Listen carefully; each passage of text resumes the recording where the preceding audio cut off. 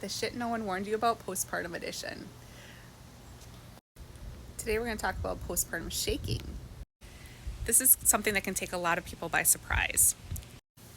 And it can be really dramatic. It can involve a lot of great jitteriness and shaking, teeth chattering, like legs shaking, everything. The whole bed can even look like it's shaking when the postpartum person is sort of going through it in the first, it's usually within the first half hour after giving birth. So what causes it? Many people think or claim that it happens due to the epidural or medications given during the birth, or because of temperature drops, because the temperature is cold in the birthing room. But if it was because of the medication or the epidural or the medication given during the birth itself, then people who didn't get medications during the birth wouldn't necessarily have the shaking episodes.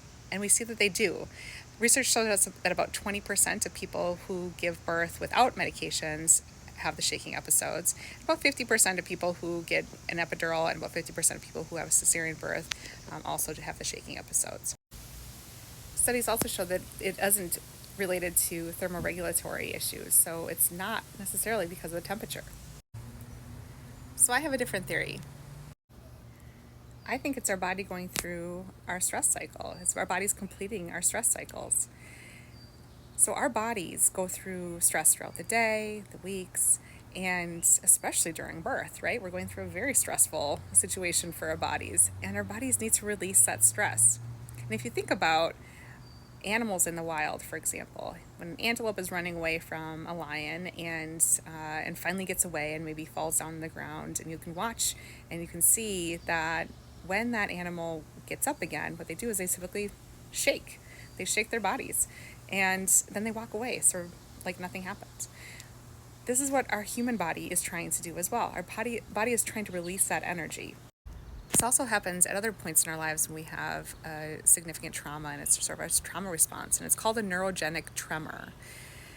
And it's interesting because people are actually using it as a treatment tool now. So it's called TRE, and it's inducing neurogenic tremors to try to release the trauma from the body so that people don't. It's a treatment for PTSD. So people don't hold that trauma in their bodies and continue to have lasting symptoms. So what if in the birthing world we embrace the shaking? What if we didn't give medication during the cesarean to suppress shaking? What if we didn't try to put all kinds of blankets and things on the birthing person, after they've given birth and they're having the shaking? What if we supported the shaking and allowed the shaking to happen, and we can give the baby to someone else for a moment just to keep the baby safe, and just allowed and supported the shaking to happen in the body, so that then the body is able to release the energy so our body doesn't hold that birth trauma.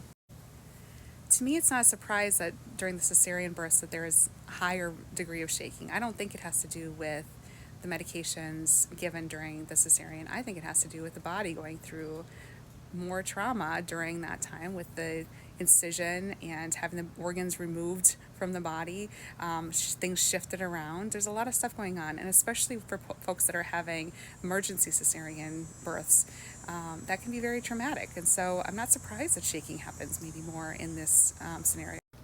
So what are your thoughts? Did you have shaking after your birth? What were you told it was due to? Were you warned about it? Did it come as a surprise? I'd love to hear your thoughts. Please comment below, click follow. Would love to have you in the community. I'm going to do more of these reels on the things to expect postpartum, and we'll see you soon.